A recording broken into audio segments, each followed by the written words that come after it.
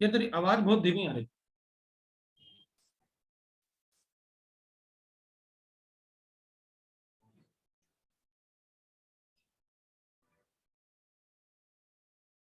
हम्म।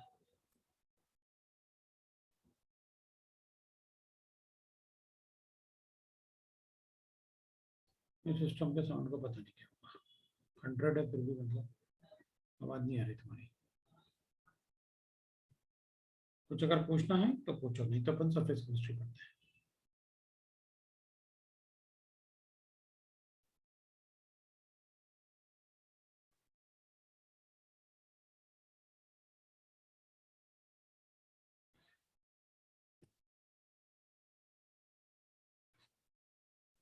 Surface chemistry में ना कल अपन क्या पढ़ रहे थे, मतलब मेरे ख्याल से अपन ने सरफेस केमिस्ट्री में क्या पढ़ लिया था?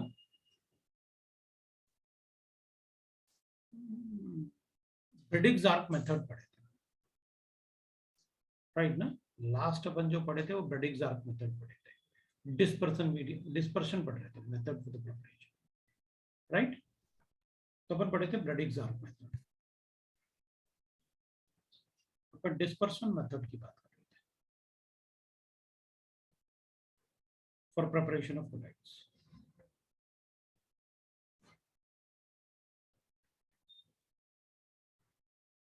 ऑफ कोलाइड्स ये पढ़ रहे थे। तो अपन ने एक तो पढ़ा था मैकेनिकल डिस्पर्शन, दूसरा अपन ने पढ़ा था ब्रेडिग्स आर्क मेथड, जैसे इलेक्ट्रिकल डिस्पर्शन, डिस्पर्शन, जिसमें अपन ने ब्रेडिग्स आर्क मेथड पढ़ा था।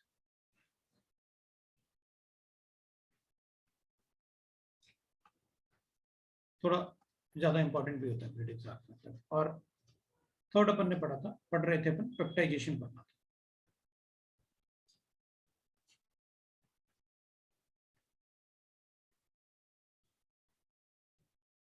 द फिनोमेना ऑफ, अब पेप्टाइजेशन क्या होता है वो देख रहे हैं। The phenomena of conversion of precipitate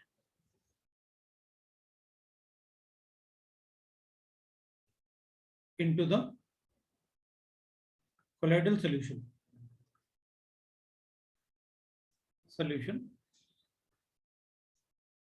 by addition of suitable electrolyte. Addition of suitable electrolyte is called peptidation. इसको अपन पेप्टाइजेशन कहते हैं, राइट? तो अपन देखते हैं पेप्टाइजेशन क्या होता है। तो एग्जांपल ले लेते हैं अपन। मान लो अपने पास गिवन है ऐसे कि अपन ने कहा मेरे पास है AgNO3 और इसमें अपन ऐड करते हैं KI। अपन सबको पता है AgI का PPT बनेगा, येलो PPT बनेगा। अब हमें इसको कन्वर्ट करना है किसमें? कोलाइडल सॉल्यूशन में। The phenomena of conversion of PPT into the colloidal solution is called peptization. तो अब पेप्टाइजेशन प्रोसेस करेंगे, बोलो।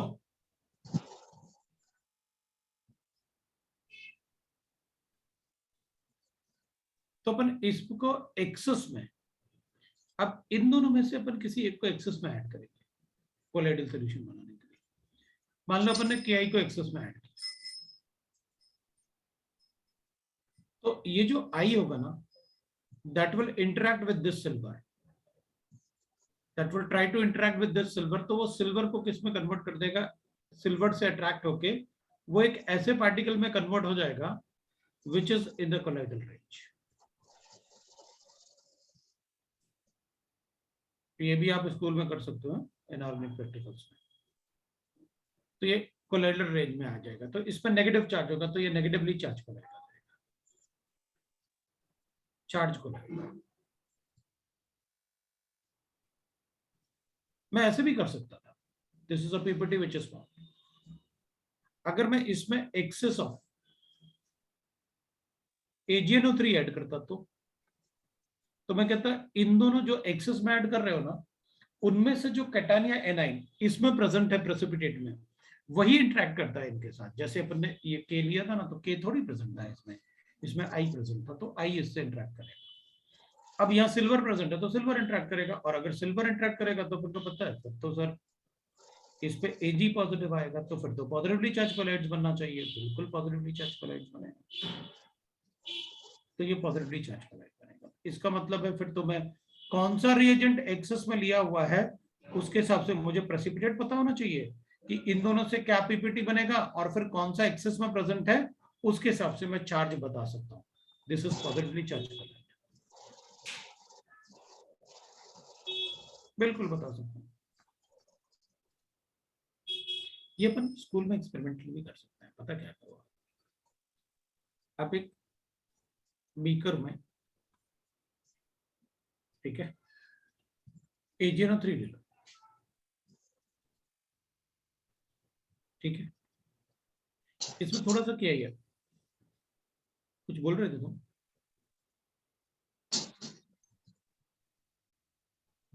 AgNO3 ले लो,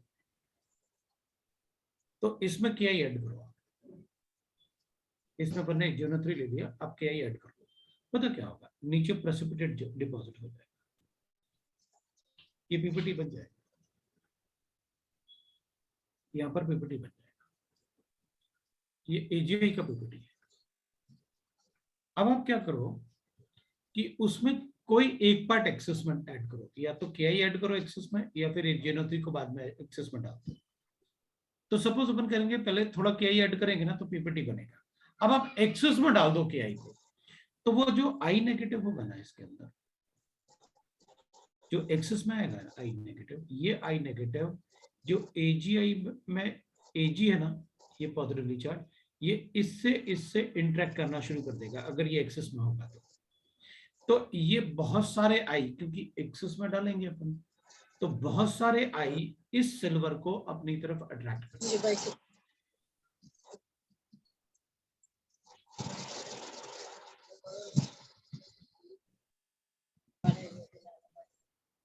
और अगर ये अपनी तरफ उसको अट्रैक्ट करेंगे तो ऑब्वियस सी बात है क्या होगा, ये धीरे धीरे प्रेसिपिटेट से सोल्यूशन में जाना शुरू कर देगा ये प्रेसिपिटेट।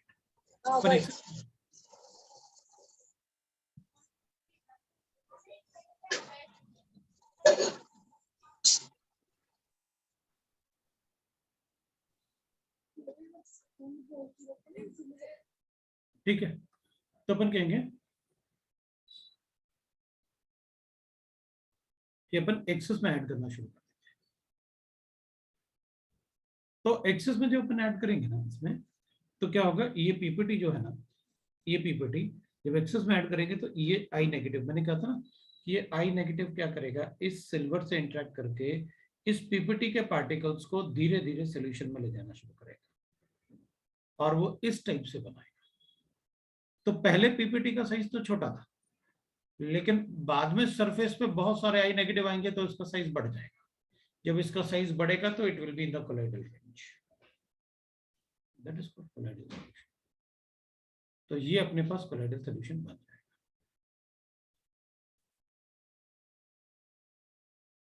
राइट।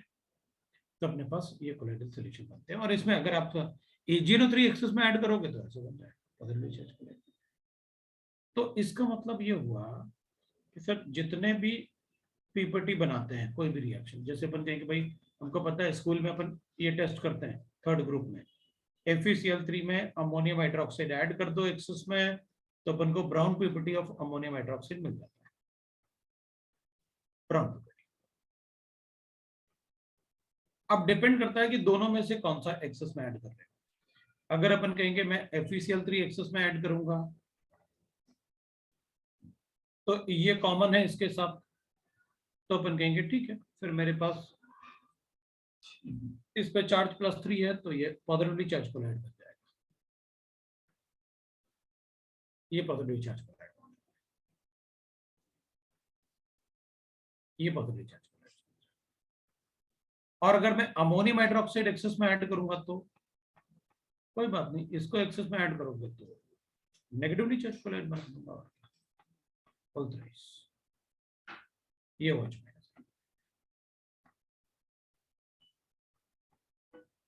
ये हो जाएगा, तो ये नेगेटिवली चार्ज हो जाएगा, ये पॉजिटिवली चार्ज।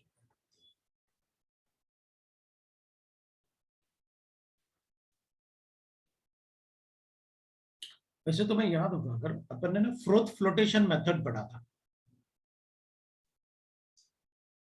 उसमें मैंने तुमको बताया था कि ऐसे ना ज़ेंथेट होता है, ऑक्सीजन की जगह सल्फर होता है, दीज आर कॉल्ड ज़ेंथेट। तो ये क्या करते हैं, सल्फाइड सॉल्ट को ना जो होता है ना प्रेजेंट, इस सल्फाइड को ये कलेक्टर्स जैसे यूज करते हैं अपन, ये ज़ेंथेट, ये क्या करते हैं, इसके सल्फर को अट्रैक्ट करके अपने ऊपर स्टिक करके फ्रोथ में ले जाते हैं। दैट इज एडजॉर्प्शन प्रोसेस ना, तो ये एक तरीके से एडजॉर्प्शन ही तो हो रहा है सरफेस पे, तो इसको अपन एडजॉर्प्शन भी बोलेंगे।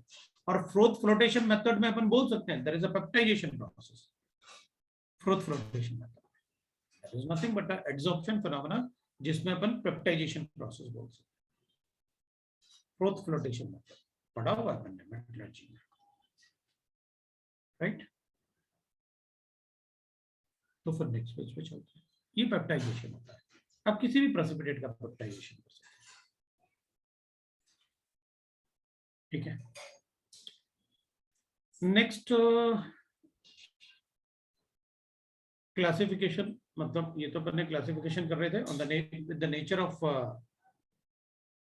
पार्टिकल्स ना, डिस्पर्स्ड फेज, अब साइज ऑफ डिस्पर्स्ड फेज ले रहा है।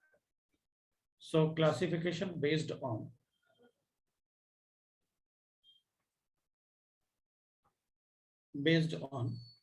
Particle size.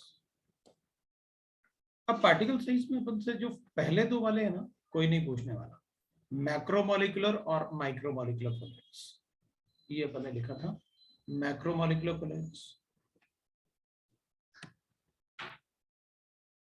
Macromolecular colloids. अब मैक्रोमोलिकुलर कोलाइड्स में क्या होता है, देख भाई, the colloidal particles are the particle size is already in the colloidal range, particle size जो होता है is already in the colloidal range, in colloidal range. So the salt can be prepared by direct mixing,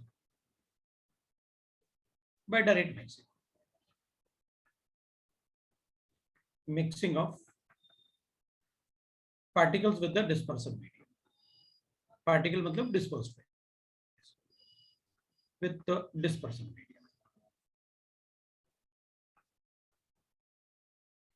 अपन को example already पता है, आप lyophilic collides की बात कर रहे है ना, लायोफिलिक कोलाइड्स की बात कर रहे हैं, तो स्टार्च, गम, रबर, एंजाइम, वो सब इसके एग्जांपल है, जिसमें पहले से पार्टिकल साइज इतना बड़ा है अपन को उसमें कोई बनाने की जरूरत नहीं है। दूसरा होता है जिसमें पार्टिकल साइज छोटे होते हैं, मतलब माइक्रोमोलिकुलर कोलाइड्स। तो इसमें particle size is small, micro लिखा हुआ ना, छोटे particles is small, so there will be aggregation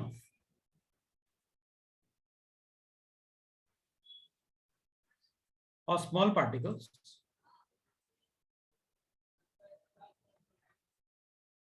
to convert into the colloidal range, colloidal range। तो अपन को कन्वर्ट कर देंगे कोलाइडल रेंज में। एग्जांपल, जैसे सल्फर होता ना, ये एसिड होगा, लेकिन इसका बड़ा साइज नहीं होता, तो इसमें अपन को एग्रीगेशन चाहिए। मेटल सॉल्ट, अपन ने जब कंडेंसेशन हो रहा था ब्रेडिक्स आर्क मेथड में, तब उन पे इलेक्ट्रॉन स्ट्रिक हो रहा था, लेकिन वो आपस में कंबाइन भी कर रहे थे, That will be the example of micromolecular colloids. So ice in chloroform, that will be the example of micromolecular colloids. तो जिन पार्टिकल्स का साइज छोटा होता है अपन को एग्रीगेशन करवाना होता है to convert into the colloidal range, उनको अपन कहते हैं माइक्रोमोलिकुलर कोलाइड्स। और जिनका पार्टिकल का साइज ऑलरेडी बड़ा होता है वो मैक्रो पार्टिकल्स होंगे, बड़े पार्टिकल्स होंगे। मैक्रो मतलब बड़े पार्टिकल्स, तो they are called macromolecular colloids. अब एक और अपन ने लिखा था जिसको अपन ने कहा था एसोसिएटेड। इन दोनों से कोई क्वेश्चन नहीं पूछने वाला, बस वैसे लिख लो क्योंकि क्लासिफिकेशन लिख रहा है। एसोसिएटेड कोलाइड्स, इससे अपन को पूछ सकते हैं एसोसिएटेड कोलाइड्स। इसमें अपन पढ़ेंगे मिसल फॉर्मेशन। मिसल फॉर्मेशन, ठीक है। तो अपन क्या करेंगे, अपन लिखेंगे दैट इज, ठीक है, मिसल फॉर्मेशन के लिए विल राइट दैट। सो ये इलेक्ट्रोलाइट्स होते हैं eight low concentration, they behave as a normal electrolyte, as normal electrolyte. But as the concentration increases,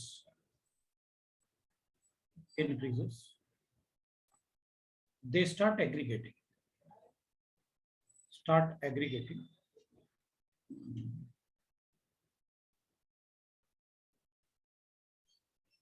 They start aggregating and converts, मतलब एग्रीगेटिंग में अपन लिख सकते हैं अराउंड 100 मॉलिक्यूल की बात कर रहे हैं अपन, 100 molecule, and converts into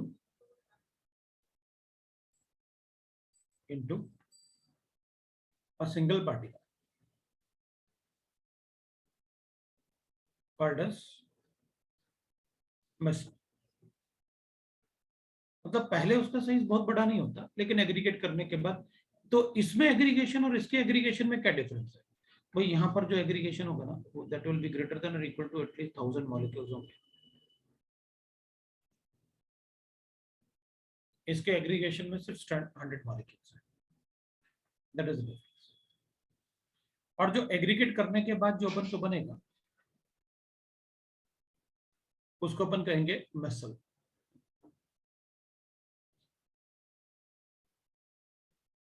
The temperature at which, you know, the temperature above which the mesil form is called Kraft temperature. तो अपन उसे ऐसे डिनोट भी कर लेंगे, जैसे क्रिटिकल टेम्परेचर होता है ना, क्राफ्ट टेम्परेचर होता है। And the concentration at which it is formed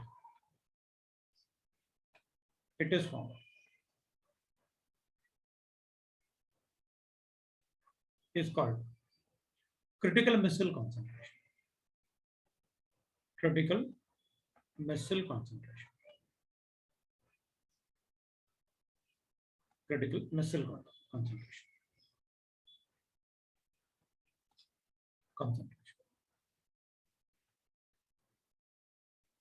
That is around मतलब इसको CMC जैसे अपन डिनोट करेंगे। तो this is about the associated colloids. अब अपन एक मिसल देखते हैं कैसे बनाते हैं। एग्जांपल, सोप सॉल्यूशन, इसका एक एग्जांपल।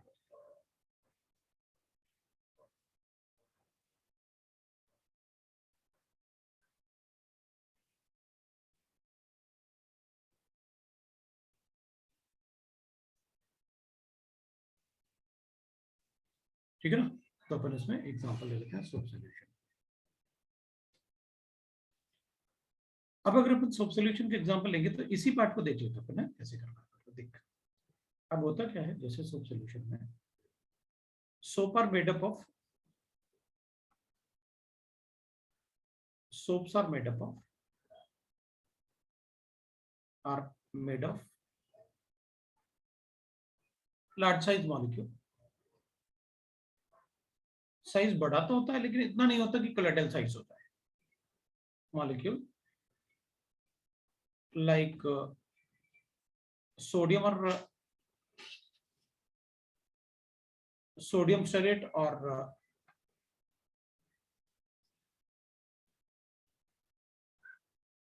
स्टेरेट या sodium sulphate acid, sodium palmitate, sodium stearate, इस टाइप से उन सबसे बना होता है।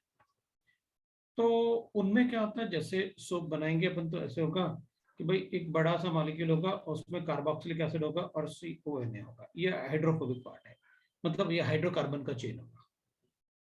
वो मैं सर्फेक्टेंट जैसे आपको बता देता हूँ। पहले ये लॉन्ग चेन ऑफ हाइड्रोकार्बन होगा जिसमें 15 से 20 मॉलिक्यूल्स कार्बन एटम प्रेजेंट होते हैं। ये हाइड्रोफोबिक पार्ट होता है। ठीक है, सोप्स आर कॉल्ड सर्फेक्टेंट्स। तो जरूरत होगी तो अपन पढ़ ही लेते हैं कि भाई सर्फेक्टेंट्स क्या होते हैं, क्योंकि surfactants will be a part of environmental chemistry. Surfactants थोड़ा सा पढ़ ही लेते हैं। सोप के बारे में पढ़ लेते हैं, बाद में एसोसिएटेड कोलाइड बता देना, that is environmental chemistry. Surfactants ये दो टाइप के होंगे, एनायनिक भी होता है और कैटायनिक भी होता है। एनायनिक भी होते हैं और कैटायनिक भी होते हैं। एनायनिक सर्फेक्टेंट्स में ना नेगेटिव चार्ज होता है। जैसे जैसे अपन ने कहा कि भाई एनायनिक में सोडियम पाल्मेट है अपन ने कहा, तो सोडियम पाल्मेट भी होता है, सोडियम स्टेरेट भी होता है, तो मैं इनको लिख देता हूँ। हाँ, एनायनिक तो सोडियम स्टेरेट ये होता है C17 H35 CONA, H35 CONA है।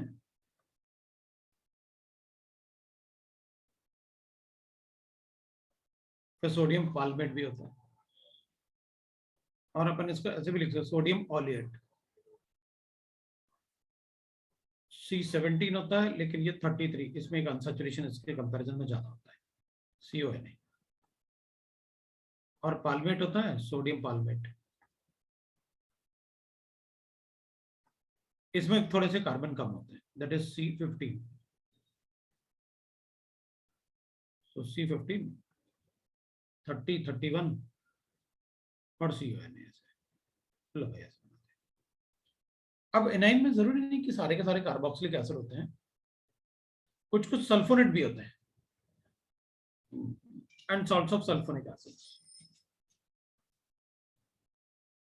Of sulphonic acid, sulphonic acids. अब सल्फोनिक एसिड में भी ऐसे होता है भाई, आप लिख लो ऐसे CnH2n +1 कर देता हूं और SO3 कर देता हूं, राइट। तो इसमें where n can be is 15 to 20 होता है। अब एक आध एग्जांपल ले लेते हैं भाई, है ना। तो जैसे अपन लिख लेंगे सल्फोनिक एसिड्स में, तो वी कैन राइट दैट कि भाई सल्फोनेट में जैसे अपने पास है C12H हो जाएगा 24 23, और फिर अपन बेंजीन लिख लेते हैं इसे और सल्फोनिक ग्रुप लिख लेते हैं, है ना। तो सोडियम डोडेकाइल, है ना, benzyl sulphonate, that is phenyl sulphonate. लिख दो भाई फिनाइल सल्फोनेट। सल्फोनेट, ये हो जाएगा इसका। वॉइस ब्रेक हो रहा है क्या मेरा? मेरे ख्याल से वॉइस तो ब्रेक नहीं हो रहा। नहीं, फोलेट और स्टेरेट का फॉर्मूला सेम है। कैसे होगा यार सेम? इसमें 33 कार्बन है और इसमें 35 है, तो सेम कैसे हो सकता है? बोला तो था इसमें एक डिग्री अनसैचुरेशन इसमें ज्यादा होता है ना? ठीक है, चलेगा। देख, इसमें से अपन से कोई पूछेगा ना तो ये सबसे ज्यादा इंपॉर्टेंट है।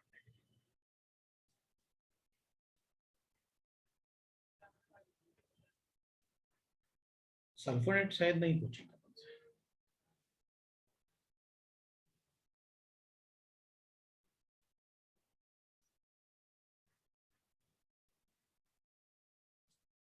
है ना? और दीज आर अमोनियम सॉल्ट्स।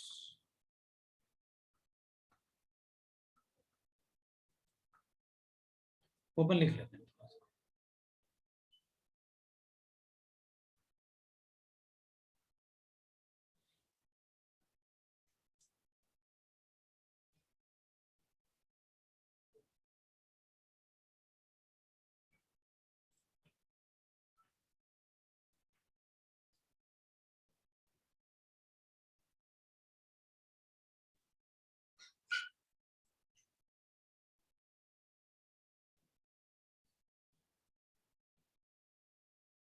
फिर नेक्स्ट पेज पे चलें?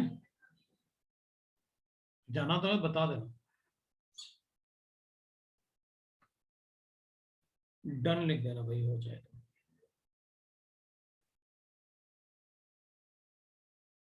अब ये सर्फेक्टेंट्स वाला पार्ट जो है ना, ये एनवायरमेंटल का केमिस्ट्री का पार्ट है, बट थोड़ा सोप अपन पढ़ लेंगे तो अच्छा ही रहेगा।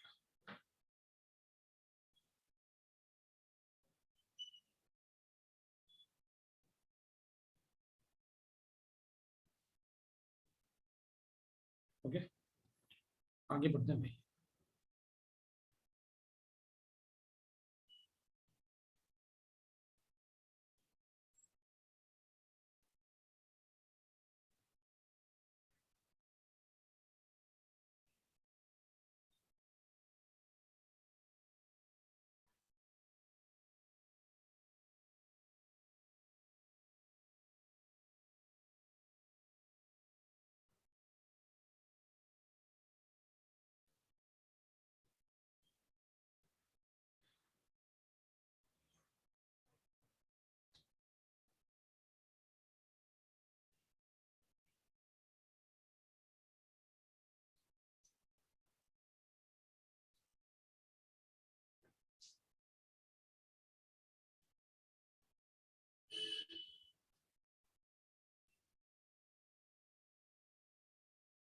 चलते हैं।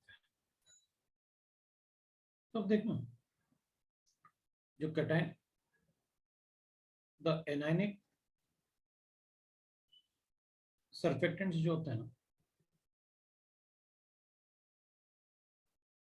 surfactants produce anions in water in solution, and cationic produce cations in solution.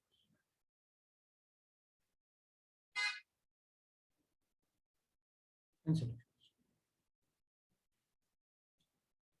Example of cationic जो होता है ना, जैसे अपन लिखेंगे भाई सीटाइल लिख लेते हैं, तो सीटाइल मतलब C16H33 ammonium chloride. This is सीटाइल ammonium chloride. Chloride, इसको हाइड्रोजन की जगह अगर अपन मिथाइल लिख लें, ये पॉजिटिव चार्ज है, ये नेगेटिव चार्ज है, सॉल्ट है।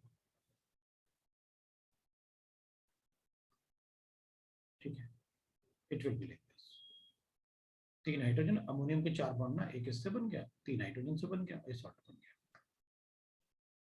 कभी कभी ऐसे भी हो सकता है कि भाई C16 है, H33 है, और फिर अपन ने नाइट्रोजन ले लिया और इसमें 3 हाइड्रोजन की जगह 3 ले लिया, तो अपन लिखेंगे भाई trimethyl, सीटाइल, ammonium chloride, ammonium chloride, that is all. कुछ ऐसे भी होते हैं जिनको अपन नॉन आयोनोजेनिक होते हैं, जो आयंस प्रोड्यूस नहीं करते।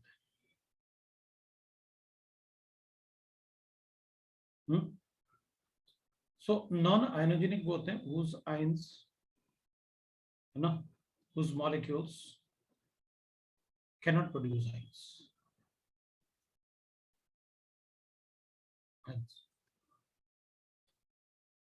and these are soluble in hard water. These are soluble in hard water. Hard water actually surfactants का मतलब सोप होता है, तो सोप की बात कर रहे हैं, सारा कुछ अपन सोप के बारे में पढ़ रहे हैं।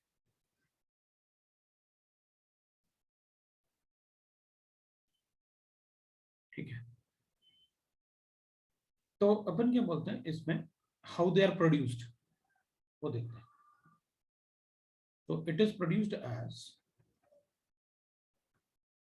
कैसे बनाएंगे वो देख लेते हैं। अब CnH2n+1 ले लो और इसमें OH ले लो, दैट इज एन अल्कोहल, और इसमें आप इपॉक्साइड ऐड कर दो,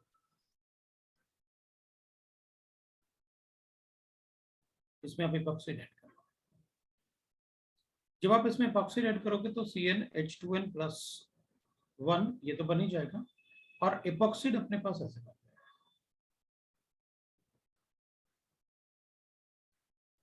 और ये बनेगा, इसको अपन n टाइम्स कर लिया तो n बन जाएगा, और ये OH। ये इसका हाइड्रोफोबिक पार्ट होता है, जैसे कार्बन चेन अपन ने इसमें भी लिखा हुआ है, दिस कॉल्ड हाइड्रोफोबिक पार्ट इसमें। तो ये हाइड्रोफोबिक पार्ट है, वाटर बने,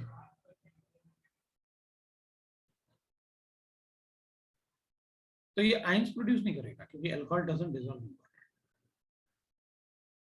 मैंने आपको सर्फेक्टेंट्स बता दिए। अब ये तो थे सर्फेक्टेंट्स, मतलब अपन ने सोप की बात की है। अब देख भाई, सोप जो होते हैं, है ना, सोप जो होते हैं वो सॉफ्ट होते हैं, नहाने के साबुन की बात कर रहे हैं, ये कार्बोक्सिलिक एसिड से बने होते हैं, मतलब it will be like this, soap जो होता है वो ऐसा होता है, दिस इज सोप।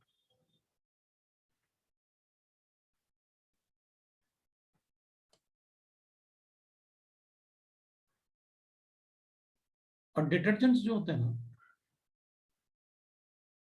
वो हार्ड होते हैं,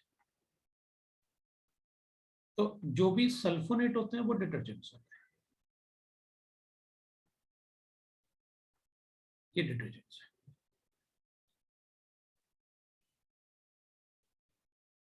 and ammonium salt,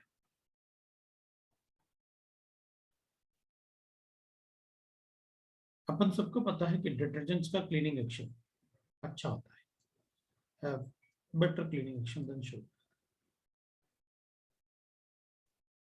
action than soap. Obviously बात है, डिटर्जेंट से कपड़े धोते हैं क्योंकि उसका क्लीनिंग एक्शन हार्ड होता है, वो अच्छा होता है रादर देन दिस।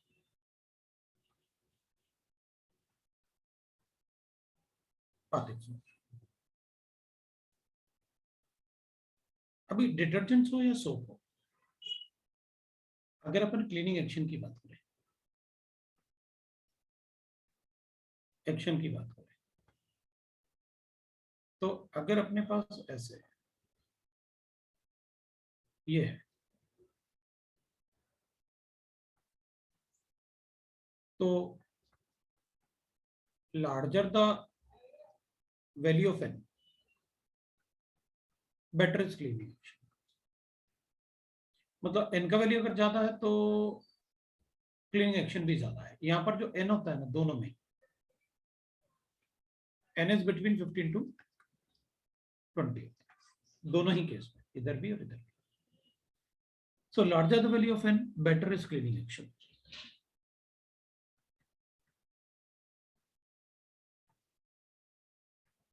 लेकिन अगर ये अलग अलग है, ये और ये दे रखा है, तो फिर यही अच्छा होगा, नो मैटर इसमें नंबर ऑफ कार्बन एटम कम, फर्क नहीं पड़ेगा.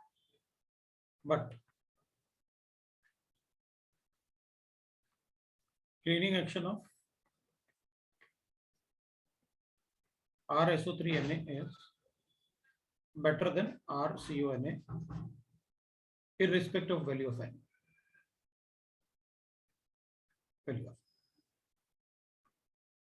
मतलब आप ये बोल रहे हो कि अगर दोनों ही डिटर्जेंट हैं तो जिसमें ज्यादा कार्बन है वो अच्छा क्लीनिंग एक्शन है, लेकिन अगर आप सोप और डिटर्जेंट को कंपेयर करोगे तो फिर N नहीं चेक करूंगा, डिटर्जेंट्स का ही अच्छा होगा cleaning action. That is what I mean.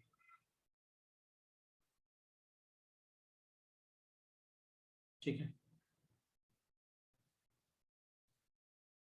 अब क्लीनिंग एक्शन में क्या होता है, जैसे अपन कहेंगे भाई देख,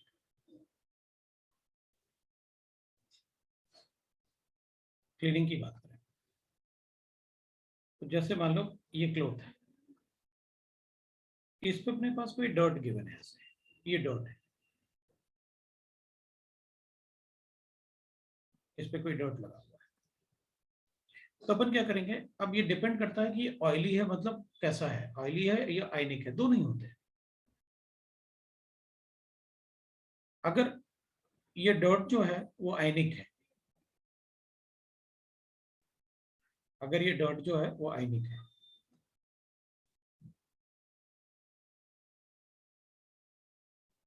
तो उस केस में क्या होगा कि जो आयनिक वाले पार्ट है ना, ये वाले पार्ट, वो इसको निकाल देता है ऐसे, इससे इंटरेक्ट करके, आयनिक वाले इससे इंटरेक्ट करके उसको निकाल देते हैं बाहर. फिर अपन पानी पहले सोप में ऐड करेंगे, तो वो सोप क्या करेगा, ये आयनिक वाले पार्ट को, सोप का आयनिक पार्ट उससे इंटरेक्ट करेगा और उससे बॉन्ड बना लेगा. जब अपन पानी में वॉश करेंगे तो ये निकल जाएगा डॉट. और अगर डॉट नॉन आयनिक है, नॉन आयनिक है, तो फिर उस केस में क्या होगा कि जो ये वाला आयनिक वाला पार्ट है वो बाहर की तरफ रहेगा और जो नॉन आयनिक पार्ट है वो अंदर की तरफ आएगा, वन डाल फोर्सेस की वजह से फिर वो ऐसे निकाल देगा बाहर. तो फिर ऐसे निकाल देगा, मतलब फिर अगर ये नॉन पोलर है, डर्ट मतलब ऑयल वगैरह है, तो फिर इसका जो हाइड्रोफोबिक पार्ट होता है ना, ये वाला, ये उसके साथ इंटरेक्ट करता है और उससे बॉन्ड बना के उसको बाहर निकाल देता है. That is how the cleaning action is. अब अपन चलते हैं मिसल फॉर्मेशन पे. ये तो थोड़ा सा अपन पढ़ा अपन ने, और अगर जो यूज करना होगा तो कर लेंगे, अगर कोई और क्वेश्चन फ्रेम हो सकता है तो अपन वैसे देख लेंगे. ये तो एनवायरमेंटल केमिस्ट्री का पार्ट था. अब अपन मिसल फॉर्मेशन की बात करते हैं. फॉर्मेशन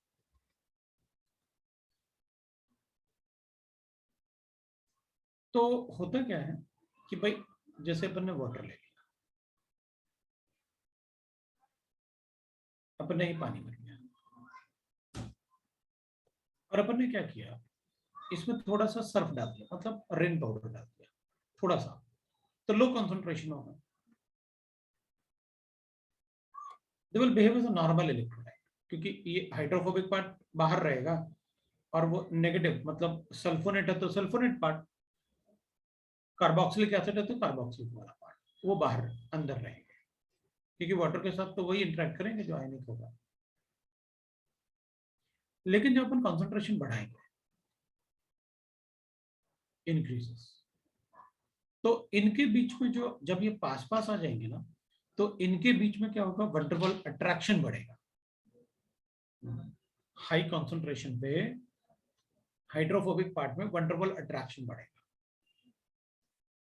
अगर इनके बीच में वंडरबल अट्रैक्शन बढ़ेगा तो ये मिसल बना देंगे, मतलब ये ऐसे वाटर के अंदर ये ऐसे मिसल बना, मतलब एक ये स्पेरिकल शेप में ऐसे मिसल बना देंगे. मैं मिसल बना रहा हूँ स्पेरिकल शेप में. मतलब होगा क्या कि जो हाइड्रोफोबिक पार्ट है वो आपस में अट्रैक्ट करेगा, हाइड्रोफोबिक पार्ट अट्रैक्ट। मैं वाटर की बात कर रहा हूं। तो ये हाइड्रोफोबिक पार्ट क्या होगा, वो वाटर से बाहर की तरफ अट्रैक्ट करेगा, लेकिन इनके बीच में आपस में अट्रैक्शन शुरू होगा।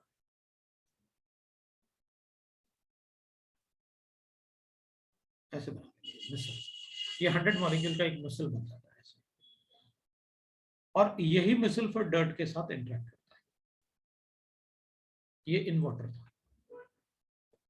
लेकिन अपन कहेंगे सर कभी कभी अपन डिटर्जेंट्स को ग्रीस से भी, अगर हाथ में कुछ ग्रीस ऑयल वगैरह लग जाए तब भी अपन उसको सोप से साफ कर लेते हैं, तो वो तो नॉन पोलर होता है। तो तब उस केस में मिसल ऐसे फॉर्म होता है इन नॉन पोलर सॉल्वेंट्स। अगर नॉन पोलर सॉल्वेंट्स है तो मिसल ऐसे बन जाएगा, क्योंकि नॉन पोलर सॉल्वेंट तो नॉन पोलर पार्ट से ही इंटरेक्ट कर पाएगा ना, तो फिर मिसल ऐसे बन जाएगा, क्योंकि आयनिक पार्ट तो नॉन पोलर सॉल्वेंट में नहीं होगा ना डिजॉल्व, तो फिर ऐसे मिसल बन जाते हैं। वो नेगेटिव वाले पार्ट एक साथ कॉन्सेंट्रेटेड हो जाते हैं और बाहर जो ये वाला पार्ट है वो बाहर आ जाता है, क्योंकि वो डिजोल्व होगा ना नॉन पोलर में। तो micelle will be form like this. मतलब पोलर में भी मिसल बनेगा, नॉन पोलर में भी मिसल बनेगा, और डाइल्यूट करोगे तो वापस ऐसे बन जाएगा। So at low concentration it will behave as a normal electrolyte, लेकिन कॉन्सेंट्रेशन बढ़ाओगे तो मिसल बनेगा। That is micelle formation, critical missile concentration for soap। तो क्रिटिकल मिसल कॉन्सेंट्रेशन होता है that is 10 to the power of -3 to 10 to the power of -4 molar होता है at room temperature, kraft temperature जैसा। This is about the micelles. अब may be possible अपन कहेंगे देखो, जैसे अपन बकेट में सर्फ डालते हैं, थोड़ा सा सर्फ डालेंगे तो कपड़े अच्छे वॉश नहीं होते, पता क्यों? क्योंकि ये वाला पार्ट तो ऊपर रह गया ना, तो कपड़ों में जो नॉन पोलर ग्रीस या ऑयल वगैरह होगा वो साफ नहीं होगा, क्योंकि ये तो इंटरेक्ट कर ही नहीं पाएंगे उसके साथ। तो अपन को ऐसा नहीं होता थोड़ा सा सर्फ डालो बकेट में और कपड़े डाल दो उसमें, अपन को काफी थोड़ा ज्यादा क्वांटिटी में डालना होता है ताकि मिसल बन जाए। फिर मिसल में ऐसे बनेगा, तो अगर कोई ग्रीस वगैरह है या ऑयल है तो वो ये इंटरेक्ट करेंगे उसको हटाने के लिए, और अगर कोई आयनिक पार्ट है तो ये इंटरेक्ट करते हैं उसको हटाने के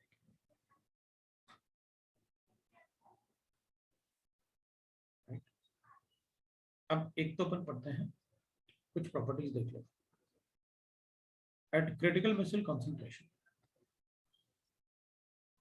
the properties of solution of surfactants. अब मैं कुछ प्रॉपर्टीज अपन डिस्कस कर लेते हैं, पहले एक बार अपन लिख लेते हैं formation of misal.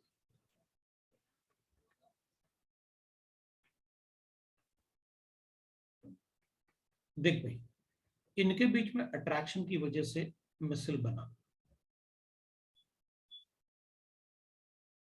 So delta H of formation attraction मतलब नेगेटिव, उनके अट्रैक्शन की वजह से बना ना, तो एक्सोथर्मिक फिनोमेना होगा ना फिर। अगर अपन से डेल्टा एसओ फॉर्मेशन कहेंगे तो अपन कहेंगे नंबर ऑफ पार्टिकल ज्यादा थे कम बन गए। नहीं पॉजिटिव क्यों? पॉजिटिव तो तब होता है जब टूटते पार्टिकल, यहाँ तो कम हो रहा है, 100 थे एक बन गए 0। लेकिन फिर भी इसका डेल्टा जी नेगेटिव है।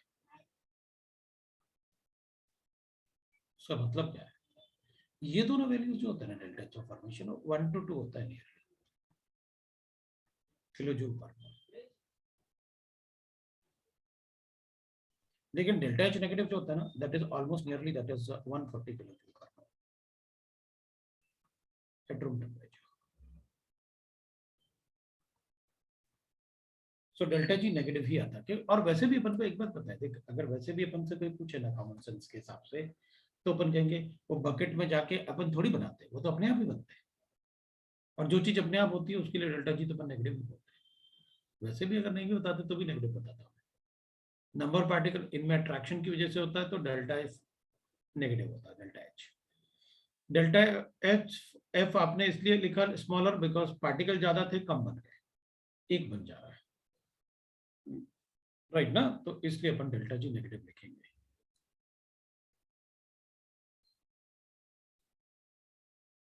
किसी को डाउट है तो बोलो।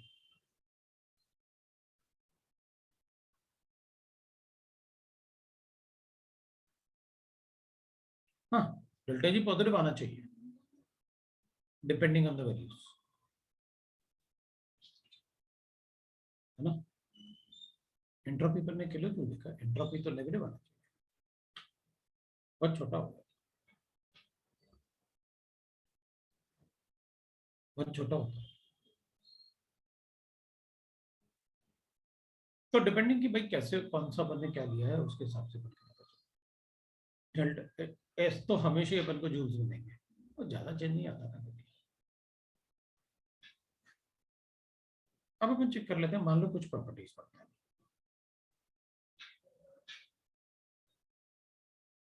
ग्राफ में ही पढ़ते हैं, हो सकता है पूछ लें। तो अपन कहेंगे देख भाई, फिजिकल प्रॉपर्टीज पढ़ रहे हैं ऑफ मिसल्स, और यहाँ पर अपन कॉन्सेंट्रेशन, और यहाँ पर अपन कॉन्सेंट्रेशन अपन मान लेते हैं कि क्रिटिकल मिसल कॉन्सेंट्रेशन मतलब कैसे बनेगा वो देख लेंगे अपन, मतलब कैसे। अब सर्फेक्टेंट्स की सॉल्यूशन ऑफ सर्फेक्ट कुछ प्रॉपर्टीज पढ़ रहे हैं अपन, जैसे इलेक्ट्रोलाइटिक कंडक्टर,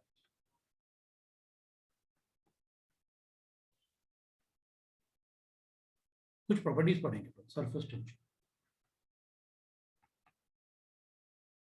ऑस्मोटिक प्रेशर।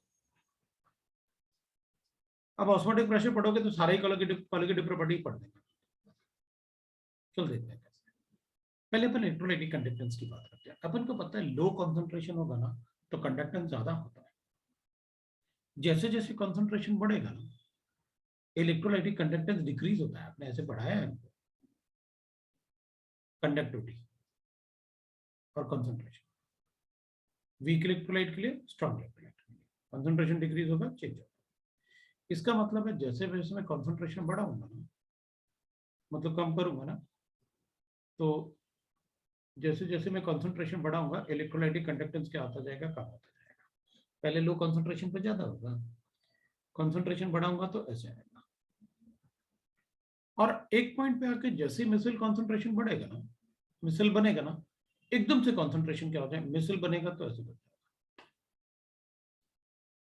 ऐसे एकदम से जो मिसल बनेगा ना तो ऐसे बढ़ जाएगा। थोड़ा सा रेंज बना देते हैं, यहाँ पर ये मिसल बन गया, फिर कॉन्सेंट्रेशन बढ़ाओगे ना। अपन ने क्या किया, यहाँ पर 1 पार्टिकल था, 2 3 4 5 6 7 8 9 10 11 12 ऐसे 100 हुआ, एक पार्टिकल बन गया। एक पार्टिकल बनेगा तो इलेक्ट्रिकल प्रॉपर्टीज बहुत कम हो जाएगी ना। तो अपन कहेंगे ये जो ग्राफ आपने ऐसे ड्रॉप किया ना,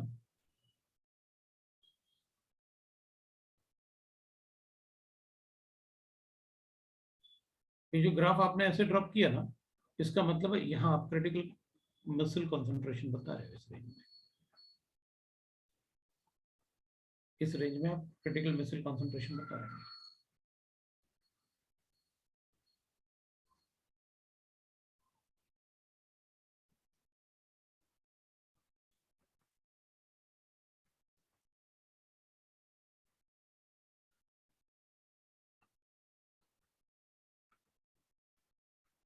मिसल का फॉर्मेशन स्पॉन्टेनियस प्रोसेस होता है, तो डेल्टा जी तो नेगेटिव लिखने लिखना।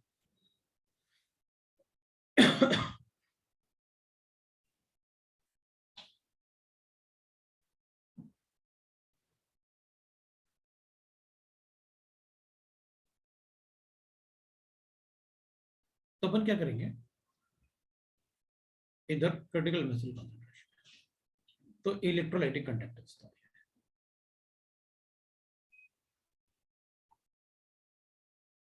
कंडक्टेंस।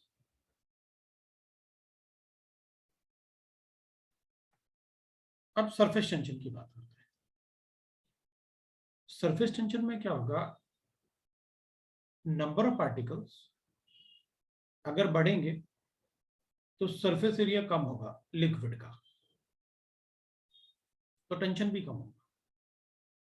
ठीक है, तो अगर मैं सरफेस टेंशन की बात करूं तो it will be like this, पहले डिक्रीज होना चाहिए, कब तक, जब तक क्रिटिकल मिसल कंसंट्रेशन नहीं होता, उसके बाद जैसे ही पार्टिकल एक बनेगा तो बढ़ जाएगा वापस, तो ऐसे बनना चाहिए surface tension.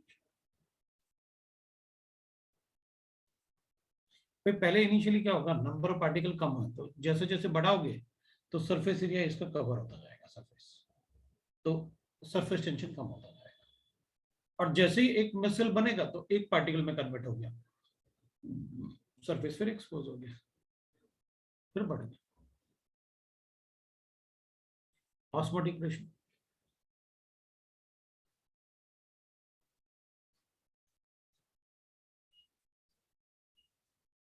Number of particle कम हो रहे हैं तो कंसंट्रेट, तो कंडक्टेंस इंक्रीज होगा। वो क्यों भाई, क्योंकि जितने ज्यादा आयंस होंगे उतना ज्यादा कंडक्टेंस होता है।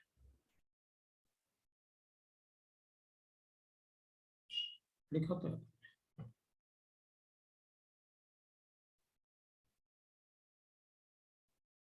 नंबर ऑफ पार्टिकल कम होंगे तो ज्यादा कंडक्टेंस होगा, मतलब इसका मतलब ये हुआ कि अगर एक NaCl मॉलिक्यूल है 500 ml में, तो कंडक्टेंस ज्यादा है रादर देन अगर 10 NaCl मॉलिक्यूल्स। नहीं, कंडक्टेंस याद करो बनने का, नंबर ऑफ कंडक्टेंस, अगर नंबर ऑफ आयंस ज्यादा होंगे तो कंडक्टेंस ज्यादा, कंसंट्रेशन और आयंस में डिफरेंस है भाई।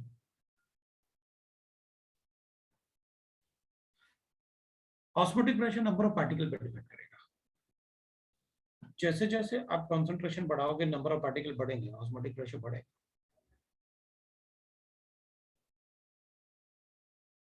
ऑस्मोटिक प्रेशर बढ़ता जाएगा, और जैसे ही क्रिटिकल मिसल कंसंट्रेशन आएगा वो एक पार्टिकल बन गया। अपन सिर्फ एक ही मिसल फॉर्मेशन की बात कर रहे हैं, मतलब एक से ज्यादा बात नहीं कर रहे हैं कि भाई फिर उसके बाद भी ऐड करते रहेंगे। अपन ने जो भी ग्राफ बनाए ना वो एक ही मिसल फॉर्मेशन के लिए कहा भाई, यहां पर अपन बढ़ाते गए कंडक्टेंस कम, कंसंट्रेशन बढ़ाते गए कंडक्टेंस कम होता गया, एकदम से डिक्रीज हो रहा है, क्योंकि एक ही पार्टिकल बन रहा है,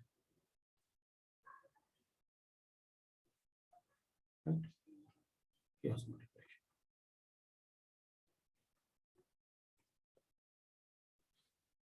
ऑस्मोटिक प्रेशर तो नंबर ऑफ पार्टिकल पर डिपेंड करेगा, इट इज अ कॉलिगेटिव। भाई ये सभी अपने सिलेबस में तो अपन से पूछ सकते हैं, कुछ भी पूछ सकते हैं।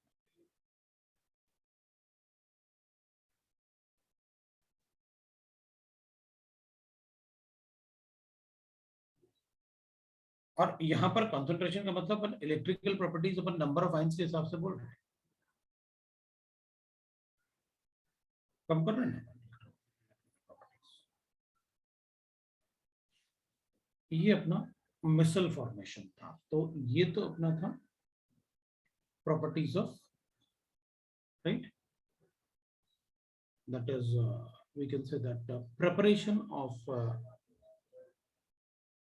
colors।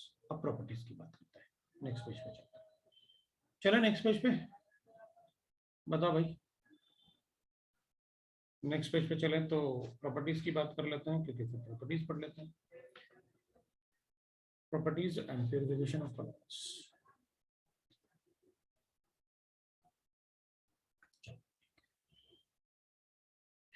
अब प्रॉपर्टीज ऑफ कलर्स की बात करते हैं, of colours.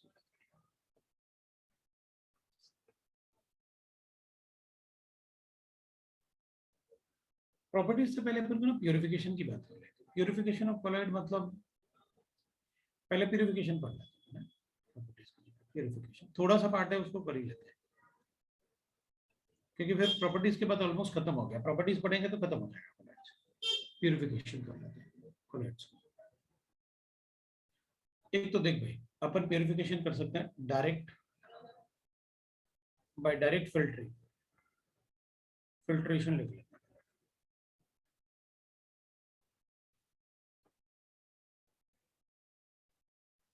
by filtering the solution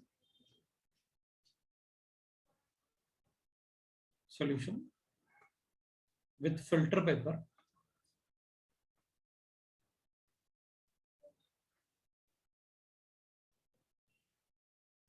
which has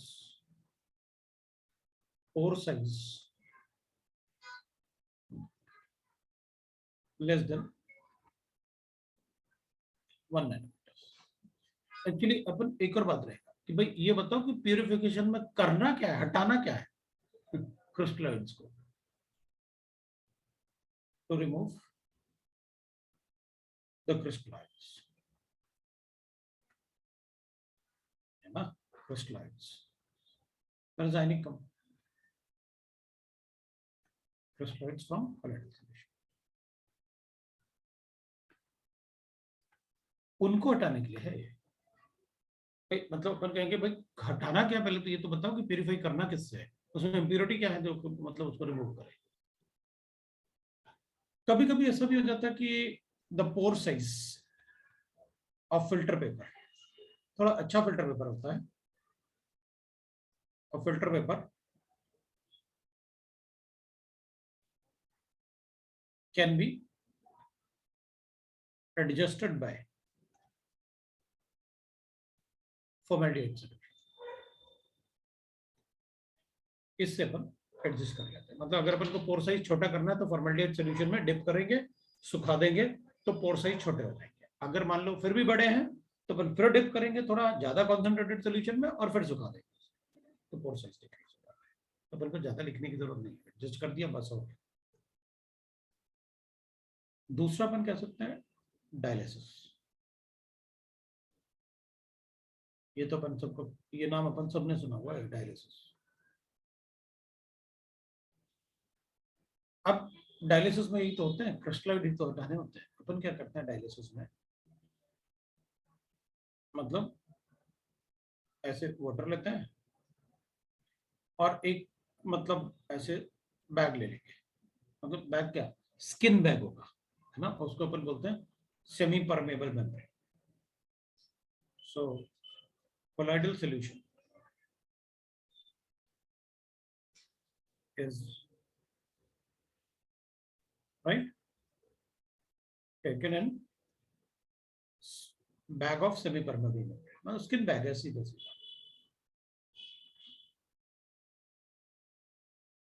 bag of semi permeable. उसके अपन एनिमल स्किन ले लेंगे, अपन पढ़ा हुआ है सेमी परमेबल मेम्ब्रेन क्या होता है।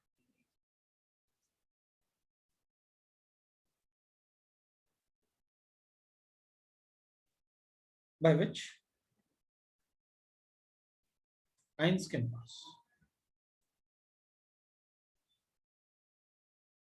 but not the, अपन उसका साइज एडजस्ट करेंगे but not the colloids particle. तो अपन क्या करेंगे, यहाँ पर एक ऐसे पानी ले लेते हैं और उस पानी में अपन बार बार उसको क्या करेंगे, उस बैग को डिप कर देंगे। तो उस बैग को अगर अपन बार बार डिप करेंगे उस पानी में तो इससे क्रिस्टलॉइड बाहर आ जाएंगे। ये कोलाइडल सॉल्यूशन है कि पानी, तो इससे क्रिस्टलॉइड बाहर आ जाएंगे कम से। और कभी कभी जरूरत पड़ेगा तो अपन क्या करेंगे, ऐसे बना देंगे, मतलब स्ट्रीम ऑफ वाटर कर देंगे।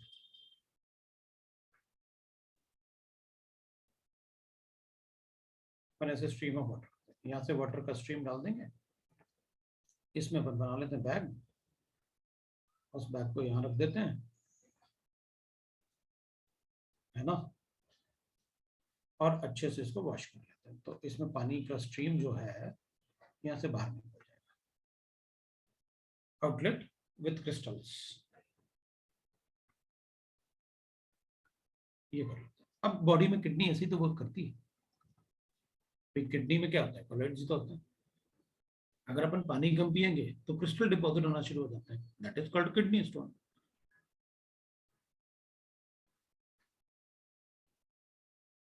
राइट ना, वो क्रिस्टल ही तो वॉश करता है पानी से, किडनी से। तभी अपन से बोलते हैं ना भाई 2 से 3 लीटर पानी जरूर पीना चाहिए चाहे कुछ भी हो।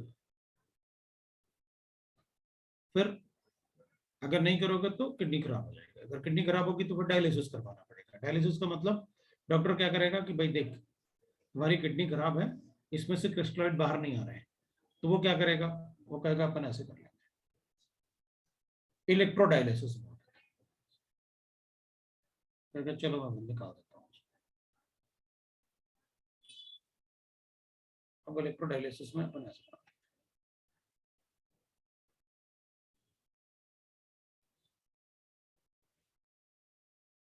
ऐसे पानी कर देता हूँ,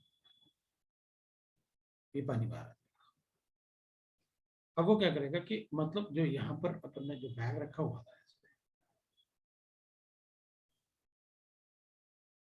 तो ये क्या करेगा, यहाँ पर इलेक्ट्रोड्स लगा देगा, पॉजिटिव एंड और इधर नेगेटिव एंड। अब तो क्रिस्टल्स बाहर आएंगे,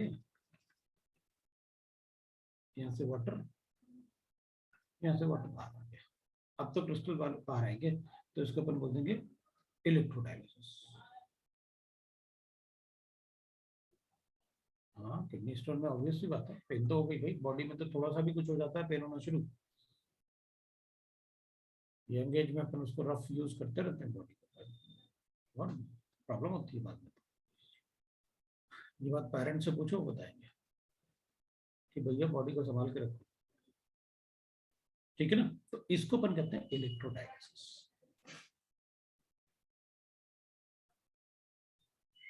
दैट इज कॉल्ड इलेक्ट्रोडायलिसिस। ये प्यूरिफिकेशन। फिर सेंट्रिफिकेशन भी कर सकते हैं, सेंट्रिफिकेशन। भाई अब एक वेजल ले लेते हैं और इसको हाई स्पीड पे रोटेट कर देते हैं, है ना। इसमें कोलेडल सोल्यूशन होगा और इसमें कोलेडल सोल्यूशन है,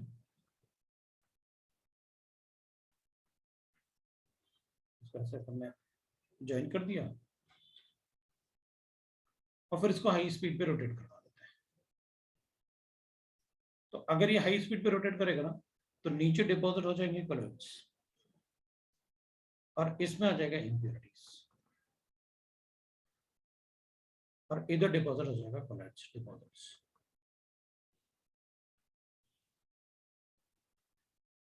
on rotating at high speed, at high speed। बाद में अपन क्या करेंगे, इम्प्योरिटी को हटा देंगे और नीचे जो डिपॉजिट है कोलेट को निकाल के फ्रेश वाटर में या मतलब फ्रेश सॉल्वेंट में डिजोल्व कर लेंगे। Then after removing impurities,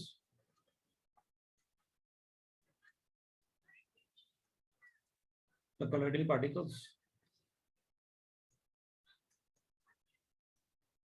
are dissolved with the suitable solvent, in suitable solvent।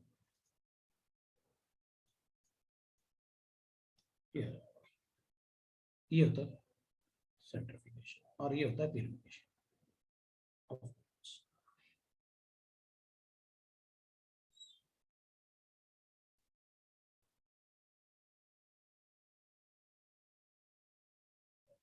ये आपका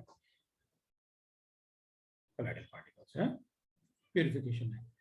अब अपन पढ़ सकते हैं प्योरिटीज, प्रॉपर्टीज। प्रॉपर्टीज के बाद हार्डली मतलब प्रॉपर्टीज में ही थोड़ा सा टाइम लगेगा, अदरवाइज चैप्टर खत्म हो जाएगा।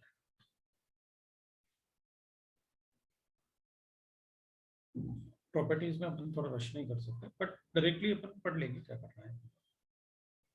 नेक्स्ट पेज पे चले। अब यहाँ कुछ था नहीं ऐसे, थोड़ा बहुत डायलिसिस से क्वेश्चन आ सकता है, बाकी नहीं आने वाला। या फिर पोर्ट साइज कैसे एडजस्ट करोगे बस, बाकी तो समझाने के लिए लिखा।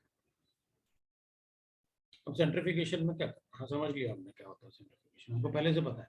जिसका मास ज्यादा है वो नीचे डिपॉजिट होगा, जिसका मास कम है वो ऊपर घूमता रहेगा, purification, सेंट्रिफिकेशन।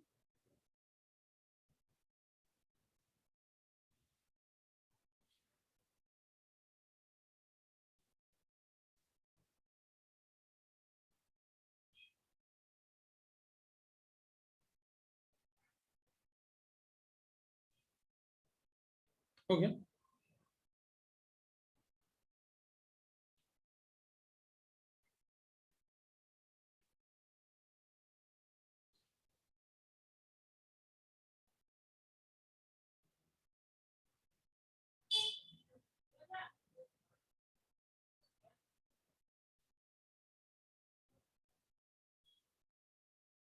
Next, properties of colours.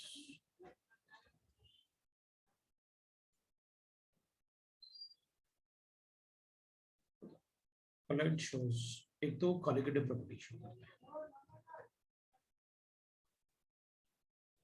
Colligative properties,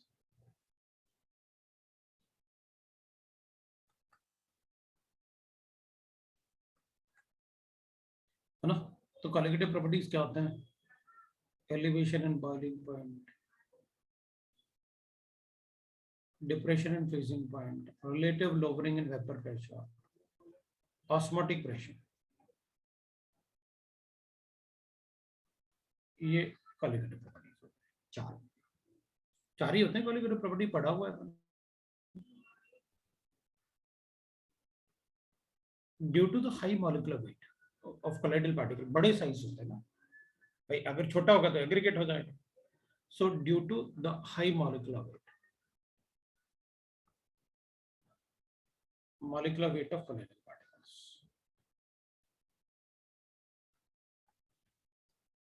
particle,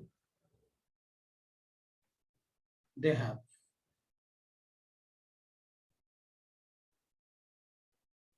very less number of moles।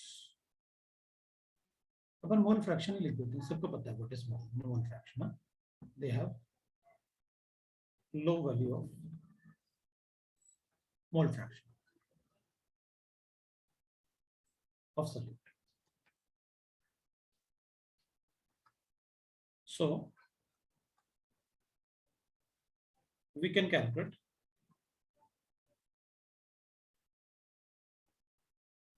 the colligative properties। अब जैसे relative level in vapour pressure, तो अपन क्या करते हैं, delta P upon P will be equal to mole fraction of solute. तो ये value कम होगा तभी तो डेल्टा पी कम होगा, तभी तो अपन इजीली क्या, अगर ये वैल्यू ज्यादा होगी तो ऐसा ना हो कि P A not minus P S, अपने पास P A not minus P S divided by P A not. अब अगर ये वैल्यू छोटा होगा तो ये डिफरेंस छोटा होगा, अगर ये वैल्यू ज्यादा होगा तो ये डिफरेंस बहुत ज्यादा।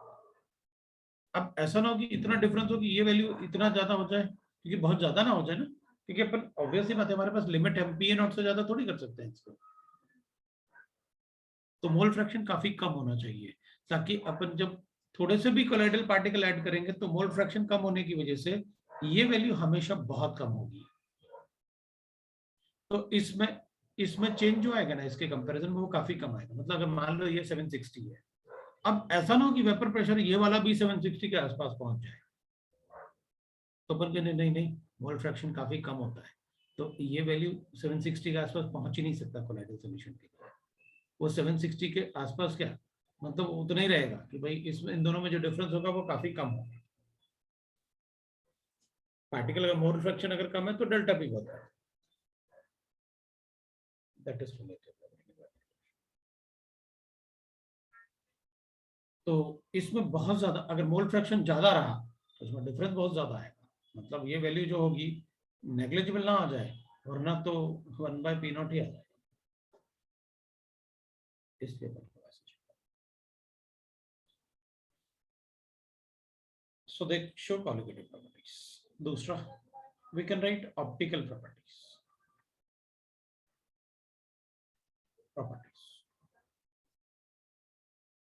ऑप्टिकल प्रॉपर्टीज का मतलब होता है टिंडल इफेक्ट। मेरे ख्याल से अपन सबने पढ़ा हुआ है टिंडल इफेक्ट, है ना। टिंडल इफेक्ट में क्या होता है कि the scattering of light,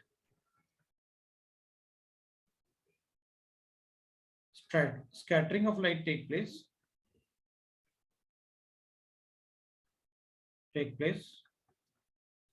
when it is passed through the colloidal solution,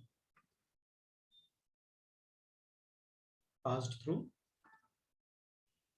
colloidal solution।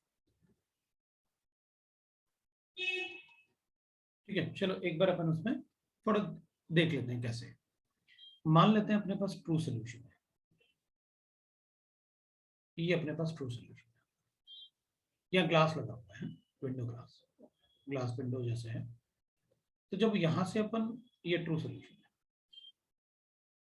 और यहां से मैं लाइट पास कर रहा हूं, ठीक है ना। तो जो लाइट अपन ने पास किया ना यहां से, उतना ही लाइट अगर ट्रांसमिट हो जाए, उतना ही लाइट अगर ट्रांसमिट हो जाए, जितना मैंने लाइट पास किया था उतना ही लाइट ट्रांसमिट हो जाए, तो ये ट्रू सोल्यूशन है। अगर मान लो मैंने जितना लाइट यहां से फॉल करवाया, that is incident light, so incident light, so ये इंसिडेंट लाइट होगा। तो जितना इंसिडेंट लाइट है, अगर यहां से लाइट ट्रांसमिटेड लाइट, ये सोल्यूशन मैं ले लेता हूं, ये कोलाइडल सोल्यूशन लेते हैं।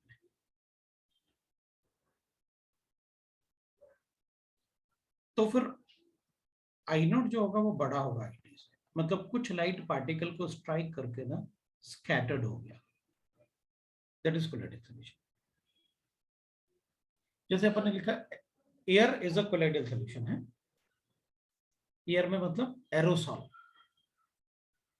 एयर में पार्टिकल्स होंगे, अगर स्मोक पार्टिकल्स होंगे ना, तो that will be a colloidal solution, अपन ने एरोसॉल में लिखा हुआ है। जैसे मूवी, जब थिएटर में मूवी देखने कभी जाते हैं अपन, तो जब मूवी स्टार्ट होने वाला होता है तो लाइट ऑफ कर देता है, पूरा अंधेरा हो जाता है।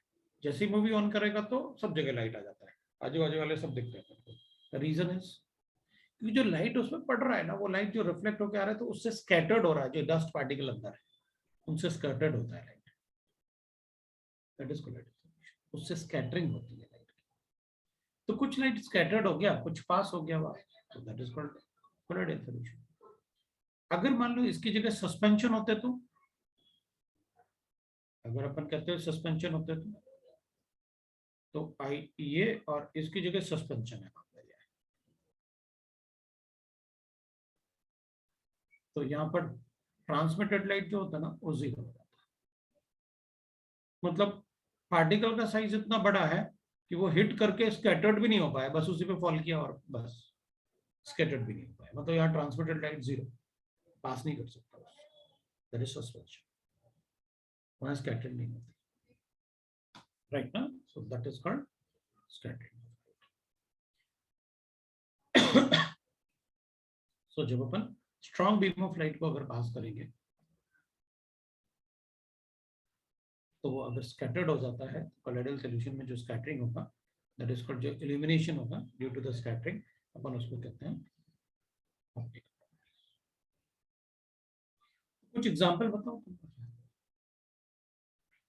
तो अपन कहेंगे sky looks blue due to the scattering,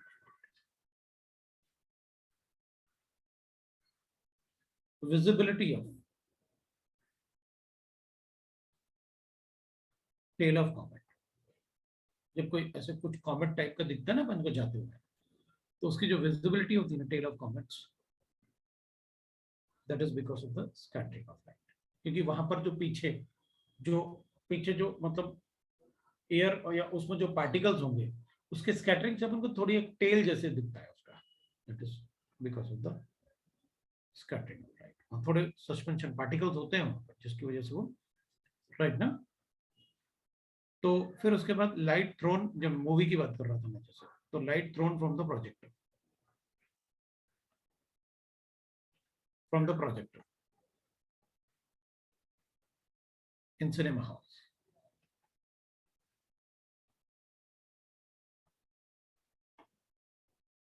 है ना। अपन को पार्टिकल तो ऐसे लगते हैं कि वो रुके हुए हैं, लेकिन रुके हुए नहीं होते, वो कंटिन्यूसली मूव करते रहते हैं।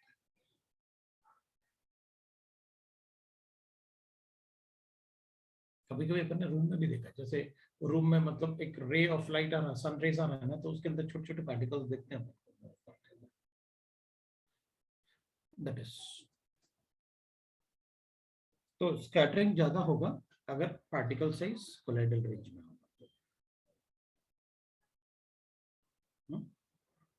फिर अपन पढ़ सकते हैं मैकेनिकल प्रॉपर्टीज। तो थर्ड मैकेनिकल प्रॉपर्टीज को अपन नेक्स्ट टाइम पढ़ेंगे। अब यही रुक जाते हैं अपन, मैकेनिकल प्रॉपर्टीज से अपन शुरू।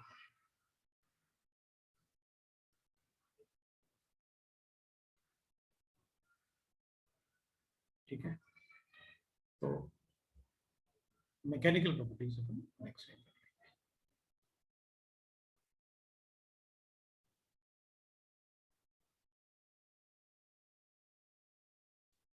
ठीक है, तो आज यही रुक जाते हैं, नेक्स्ट टाइम आपका खत्म हो जाएगा। ठीक है, नेक्स्ट टाइम ये खत्म हो जाएगा, फिर नेक्स्ट टाइम डाउट्स करेंगे।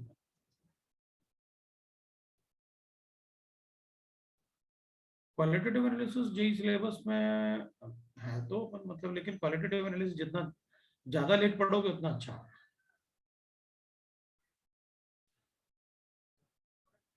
क्वालिटेटिव एनालिसिस जितना ज्यादा लेट पढ़ोगे उतना अच्छा है।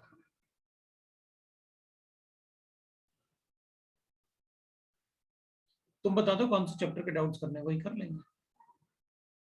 अपन एक काम करते हैं, डाउट्स के लिए डाउट्स नेक्स्ट क्लास में अपन सिलेबस खत्म हो जाएगा अपना, तो डाउट्स अपन ना ORM 3-4 तो हो गया ना, 3-4 करते हैं। अच्छा 4 बचा हुआ है, तो 4 कर लेंगे और मेटलर्जी कर लेंगे, ये कर लेंगे। ठीक है, तो इसको खत्म करके फिर अपन डाउट्स कर लेंगे। तब तक मैं एक रिवीजन का शेड्यूल भी बना और वो तुम्हें शेड्यूल दे दूंगा।